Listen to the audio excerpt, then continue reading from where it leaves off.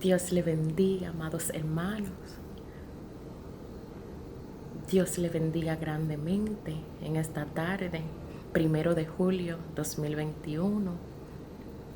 Y hoy les quiero contar un poco de mi testimonio, de lo que el Señor ha hecho en mi vida. Es un honor para mí poder estar aquí grabando este video, ya que no se supone que yo estuviera con vida acá. No. Pero el Señor y su misericordia me sacaron literalmente de las garras del infierno. Y Él dijo, no, tú vas a ser un vaso de honra. Yo lo voy a hacer y no necesito ayuda. Y Él lo hizo, así que toda la gloria y toda la honra son a mi Dios. Aleluya. A mi Dios, que es mi guerrero. Jehová es mi guerrero. Aleluya. Así que vamos a pasar rápidamente y vamos a leer en su palabra en Jeremías 33, del 1 al 3. Solo 3 versículos. Vamos a estar leyendo en Jeremías 33, versículo del 1 al 3. Amén. Y la palabra de Dios se lee en el nombre del Padre, del Hijo y del Espíritu Santo. Amén. Vino a mí palabra de Jehová a Jeremías la segunda vez, estando él aún preso en el patio de la cárcel, diciendo: así ha dicho Jehová, que hizo la tierra, Jehová que la formó para firmarla. Jehová es su nombre. Clama a mí y yo te responderé, y te enseñaré cosas grandes y ocultas que tú no conoces. Voy a repetir el versículo 3 una vez más. Clama a mí y yo te responderé, y te enseñaré cosas grandes y ocultas que tú no conoces. Amén. Señor, te damos gracias por tu hermosa palabra que ha sido leída, que es nuestra medicina, nuestra guía, y la cual nos habla cada día, Padre, y nos da lo que necesitamos. Bendice a cada uno de mis hermanos que van a escuchar este testimonio y háblale a través de este testimonio que tú formaste en mi vida, Dios. Y te doy toda gloria y toda honra a ti, Padre de la gloria. Toca los corazones, rompe las cadenas, vivifica las vidas, levanta al caído, levanta al enfermo, Dios. En el nombre poderoso de Jesús. Y todo el que se encuentre en una cárcel espiritual, sal fuera ahora, en el nombre de Jesús. Jesús te llama fuera ahora, en el nombre de Jesús. Deja que el Espíritu Santo trabaje en ti mientras escucha estas palabras. No sé exactamente, le pedí dirección al Espíritu Santo, pero bueno, ustedes ya sabrán que Él no siempre te explica todo el panorama y te da detalles de todo, porque obviamente nos devolvemos en el camino. Yo sé que el testimonio es un poco extenso.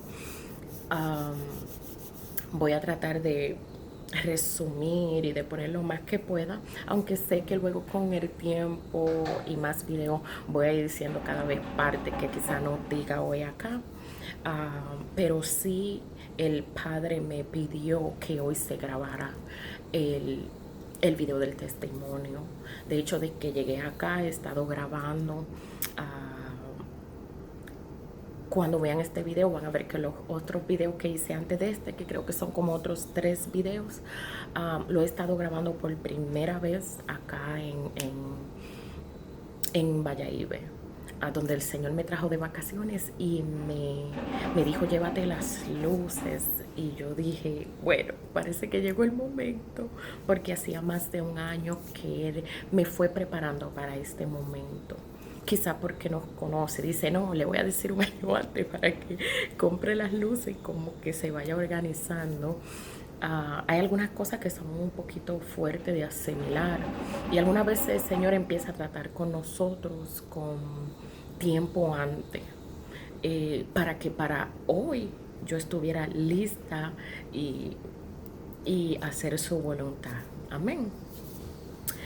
Pues bien, quiero hablar sobre mi testimonio, sobre mi vida, comenzando en el 2012. hasta el día de hoy presente. Si el video se extiende o se hace un poquito largo, quizá haya una segunda parte.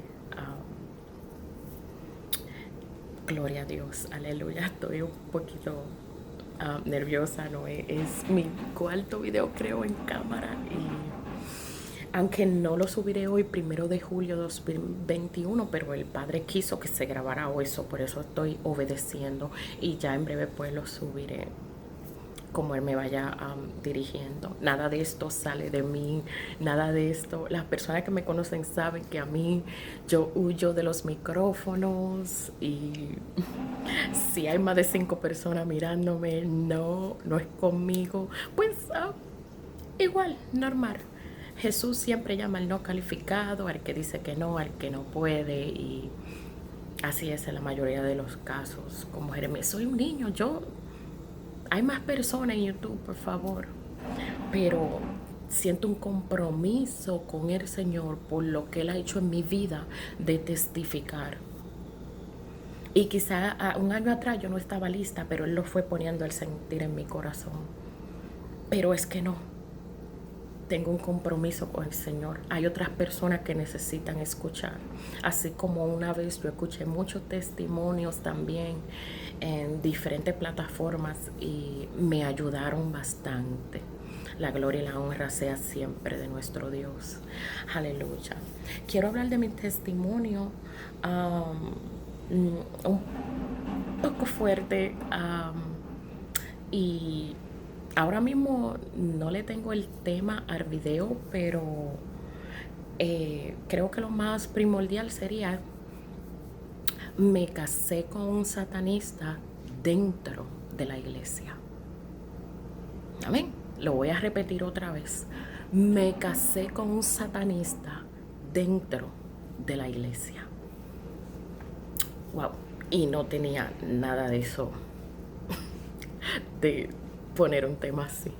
Pero ahora le dije: Espíritu Santo, trabaja. Sí escribí para resumir un poco, pero amén. Espíritu Santo, la cámara, el micrófono es tuyo. Amén. Pues toda mi vida de siempre, desde pequeña, siempre me sentía mucha ansiedad y mucha depresión, más que todo. Mucha depresión, aún desde pequeñita. Recuerdo, aún con la edad de 4 años, sintiendo depresión. En ese momento no sabía que era depresión, pero siempre era como un down, como algo sobre de mí. Era tanto así que salía a jugar y yo volvía adentro y me acostaba, y mi mamá me preguntaba: ¿y por qué no estás jugando con los niños? Y le decía: no tengo ánimo.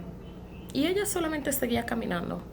Pero es bien, crecí con esto, crecí con esa atadura del enemigo, y fui creciendo con eso. Y a medida que iba entrando a mi vida adulta, se iba haciendo más grande la cadena y más grande. Llegó un momento que a los 13 años viajamos, no, como a los 11 años, perdón, 11, 12 años, viajamos acá a Estados Unidos y nos quedamos a vivir en Nueva York. Y ahí mi mamá conoció a unos pastores, y me recuerdo estando mucho orando en el altar, y la pastora me ministraba, que en paz descanse ahora mi pastora hermosa, Nilda Molina. Fue de gran enseñanza para mí todo lo que me enseñó. Siempre instruye al niño en su camino, y cuando fuere viejo no se apartará de él. Me decía: siempre debes de estar en el altar, siempre debes de vivir en el altar. Tú me escuchas, yo sé que tú eres niña ahora, pero tienes que vivir en el altar. Siempre se me quedó eso porque me lo repitió muchos años, y en ese tiempo habían servicios 6 días a la semana, hermano. Estamos comoditos ahora, comoditos. Y de lunes a viernes era de oración en el altar, 7:30 a 10 de la noche. Ahí entrenó el Señor mis rodillas para lo que venía en el futuro para mi vida. De 7:30 a 10 de la noche, de lunes a viernes. años, así, no importa, niño, anciano, todo el mundo en el altar de rodillas, o como pudiera estar delante del Señor. Voy a adelantar ahora. Llega el 2012, estoy en una congregación, pero siempre con esa cadena puedo funcionar. Y se lo digo porque muchos de ustedes se van a sentir identificados conmigo. Usted puede funcionar.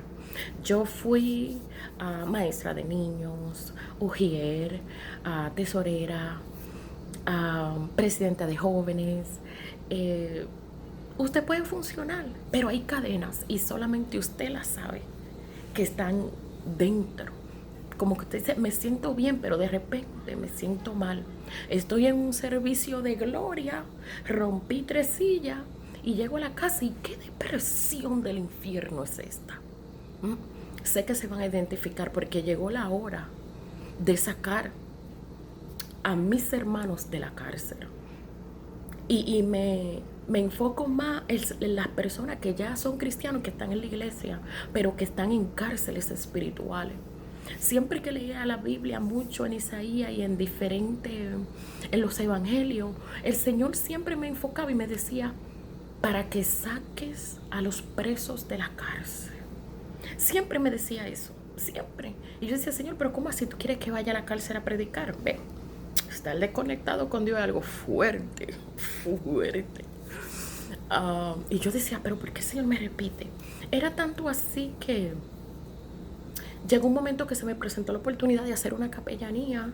Y yo dije, bueno, pero el Señor siempre me está diciendo que saque a los presos de la cárcel. Pues déjame, en medio de mi proceso, hermano, le digo, usted puede funcionar. Yo me gradué de instituto, hice capellanía, todo para la gloria del Señor, pero me sentía que algo me arropaba adentro. Yo sé que vidas van a ser tocadas y que personas van a escuchar y van a decir, no, yo tengo que buscar ayuda. Algo está pasando en mi vida. No te quedes así. No dejes que te pase un año más en esa condición. Estar en la iglesia y tener un ministerio o un puesto o ser líder no te hace exento de estar en una cárcel espiritual. Entonces, volviendo, estoy en esa congregación y hay un hermano que lo veo y él está ahí mucho tiempo, nunca nos pusimos como atención hasta que luego me mudé a un lugar, a la casa de mi pastora en ese tiempo. Y él frecuentaba porque vivía en ese mismo edificio y ahí como que empezamos a hacer un poquito más de conexión. Fue todo bien rápido, digo, un error, todo bien rápido, todo bien envuelto en un papel desastroso. Mi depresión, porque yo no le echo la culpa a nadie, esta fue mi decisión, mi deseo de creer que porque yo me iba a casar con un ministro de Dios, que eso me iba a ayudar. Yo decía, yo tengo que tener una gente que sea un ministro y que me dé paz. Y cuando conocí a esta persona y pedí consejo, lo que me dijeron, tú no tienes ni que orar, no tienes que orar. Y me disculpa, pero tengo que decir las cosas como son. Es bien difícil no tener una conexión con el Señor y sustituir al Señor con la voz de otra persona. Se paga bien caro. Y aunque entiendo que el Señor quería pasarme por un proceso para que yo pudiera decir, de oída te había oído, mas ahora mis ojos te ven. Aleluya. Yo estaba en la iglesia, pero yo no veía a Jesús. Lo amaba y siempre sentía como que en algún momento algo iba a estallar dentro de mí, pero yo no sabía cómo. Y algunas veces para Jehová romper el odre, para romper la vasija y decir, yo te voy a hacer una vasija de honra y yo me voy a glorificar en tu vida con lo que yo voy a hacer. Pero agárrate, buckle up, como dicen en inglés. Ponte el cinturón como tú quieras, pero agárrate fuerte. Porque no me imaginaba lo que yo estaba a punto de pasar. Hasta me contaron anécdotas y yo me sentí importante. Pues bien, no, esta persona le hemos presentado inclusive hermanas y lo hemos llevado a restaurantes y él hasta se ha parado del restaurante y las ha dejado ahí porque es un hombre muy santo. Y si Jehová le dice que esa no es, esa no es. Cuando comenzamos a hablar, que él dijo, oh, es bueno la luz. Algo así, mis hermanos. Yo no entendí nada. Yo lo que estaba era ilusionada. Voy a salir de la depresión. Porque todo el que está depresivo siempre cree que otra persona o que otra cosa va a llenar ese vacío. Y nadie lo va a llenar. Usted tiene un vacío del tamaño del Señor dentro. Y es solamente Él el que encaja y lo llena todo. Nada lo va a sustituir. Ni un hijo. Yo pensaba, no, y ahora y que tengamos niños, pues adiós depresión y ahora sí que todo va a ser bonito y vamos a estar en la iglesia adorando al Señor juntos. Oh, gloria a Dios, aleluya. Es tremendo las cosas que el Señor hace. Y disculpen, hermanos, si escuchan voces porque estoy acá en el hotel y creo que hay personas limpiando en las otras habitaciones del otro lado, por si escuchan. Entonces les decía que esta persona no, ya con bastante edad y aún no se había casado. Y me dijeron todo esto y yo dije, no, pues bien, sí, yo que no quería orar, ¿verdad? Porque vamos a decirlo. Así muchas veces tomamos decisiones sin orar y salen caros. Al Señor le plació que yo estoy hoy con vida aquí, pero Él pudo haber dicho, tu propósito se terminó. Y me iba a salvar, me iba con Él. Y pude haberme quedado ahí ya. Pero Él le plació para la gloria y honra de Él que esté aquí. Hermanos, para resumir, en cuestión de 4 o 5 meses a lo mucho estábamos casados. El hombre que le decía que no a todo el mundo en 4 meses, estábamos casados. Recuerdo que los primeros meses en las casas, cuando él se iba a trabajar, yo dije un día, me vino este versículo al corazón: la bendición de Jehová es la que enriquece y no añade tristeza con ella. Y yo decía, ¿por qué la depresión se duplicó? Fue instantáneo, hermano. Se había duplicado la depresión. Inclusive antes de casarnos, salimos a comer, me acuerdo un día, y yo no entendía muchas cosas. Siempre he tenido el mundo espiritual abierto desde pequeña, como es normal para mí, pero yo no entendía que aquí las cosas se mueven organizadas. No solamente el reino de Dios es organizado, el reino del enemigo, que el Señor lo reprenda, también es organizado. Dice que son más sagaces que los hijos de la luz. Y yo decía, ¿pero qué es esto? Me recuerda que salimos y de repente era como que si se iba mi cerebro y lo que yo veía era otra cosa pasando. Y veía que me tomaban por el pelo, como por la cola así, el pelo, por el moño que tenía, y me arrastraban a un túnel negro. Me recuerdo que se lo contaba, muchas de las cosas se lo contaba a mi amiga Miosotis, que es una hermana. La palabra dice que hay amigos que son más cercanos que un hermano. Y aunque ella tampoco no entendía, ella siempre me escuchaba. Y yo quiero honrarla por estar ahí, porque todo el mundo se fue, pero ella no se fue. Y aunque pasa mucha batalla en su vida y nunca podemos estar como físicamente juntas, siempre me tomaba la llamada. Aún y cuando yo duraba 8 meses y no la llamaba porque me sentía tan mal que no quería hablar con nadie. Cuando yo la llamaba, ella siempre recogía el teléfono y decía, Dios te bendiga, hola. No me preguntaba dónde tú estabas, qué pasó, y me escuchaba. That's it.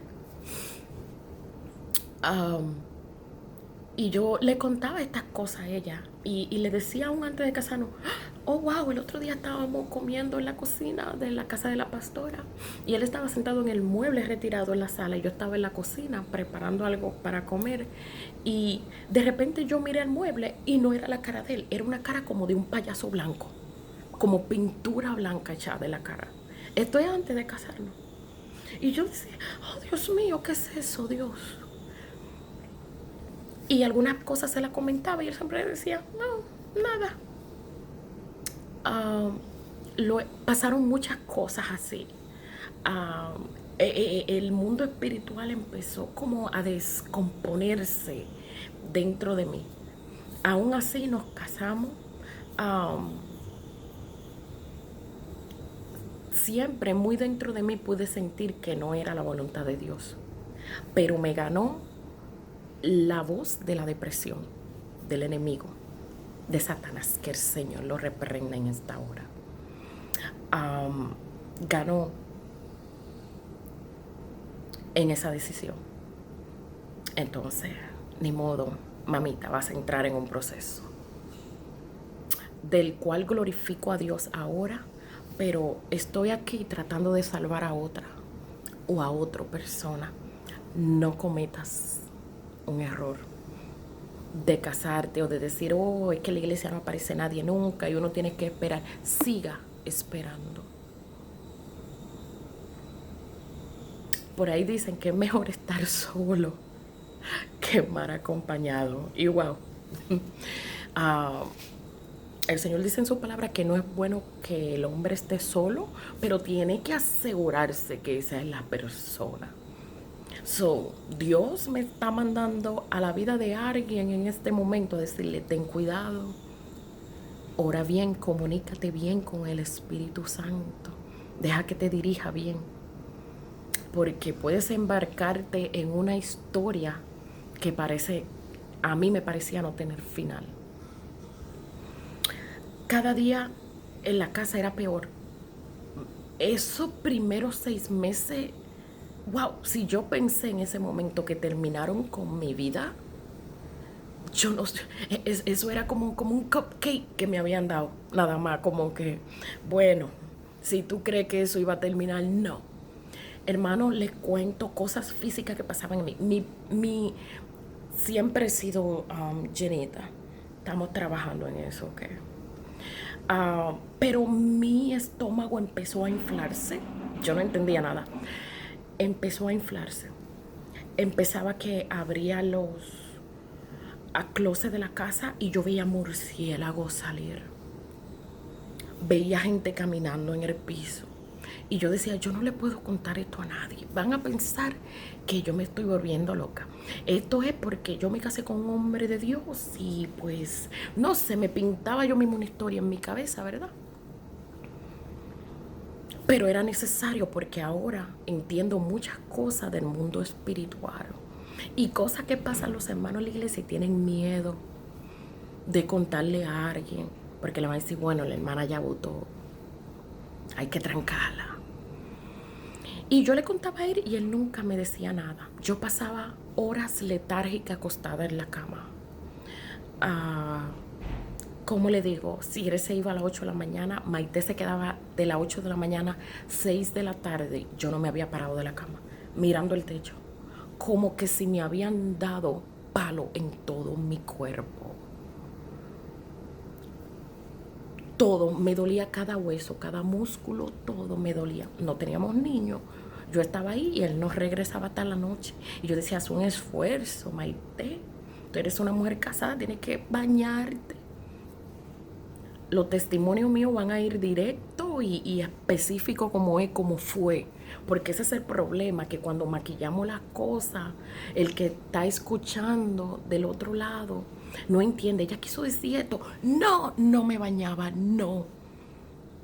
Y eso es una de las síntomas número 1 de depresión fuerte. Hermano, y no es que uno no quiera asearse, es que de verdad tú no puedes. Es tanto el peso, llegar al baño, yo pensar llegar al baño, es caminar hasta el baño. Um, Empecé a ir al hospital, diferentes cosas todo el tiempo. Como que no se resolvía, ay, no sé, el doctor decía, no, yo no sé qué tú tienes, pero yo me sentía mal. Esa descarga de demonio al estar con esta persona, ahora es que la entiendo. Es muy fuerte, amados hermanos. Porque los satanistas, ellos cuando conviven con la persona que tienen, con la pareja que tienen, ellos absorben toda tu energía. De eso se alimentan los demonios que ellos tienen, de tu energía, de la luz. Él no se iba a casar con cualquiera, a él le presentaron muchas, él dijo que no. Cuando él vio en mí la luz, Satanás le dijo, esa es. Él sabía, esa es. Los satanistas no se casan con cualquiera, ellos se casan con alguien que porte de parte de Dios, porque ellos se pueden alimentar. Y si esa persona, Dios no lo despierta, lo terminan matando, la persona fallece de cualquier cosa. Pasó el tiempo, nos cambiamos de congregación, también en parte porque nos mudamos a otro edificio y nos quedaba más cerca, una iglesia del mismo concilio, nos cambiamos. Yo pensé que el cambio también no iba a ser bien, de apartamento, de todo el ambiente. Y yo decía, no, en este apartamento parece que pasó algo. Llego al otro apartamento y yo digo, no, y lo que necesitamos es un niño. Porque quieres tapar la necesidad de Dios con cosas materiales o con una persona, con un hijo o con llenarlo con algo. Pero acá sí empecé a buscar un poquito más de Dios, pero aún estaba media perdida. Porque era intenso cada vez que pasaban cosas. Empecé a ver como en ese tiempo, 2012, 2013, cosas que no le contabas a nadie. Yo veía que ángeles llegaban y me ponían suero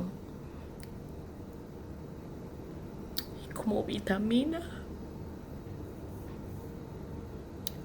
Y como pasaba todo el día sola en la casa, yo no trabajaba, él pagaba todo. Pues de las 8 de la mañana él se iba, no regresaba como hasta las 10, 11 de la noche. Yo estaba sola ahí y yo me tiraba en el piso con mi Dios. Déjame decirte que Dios te ve. Cuando estás tirado ahí en cualquier rincón, Él te ve.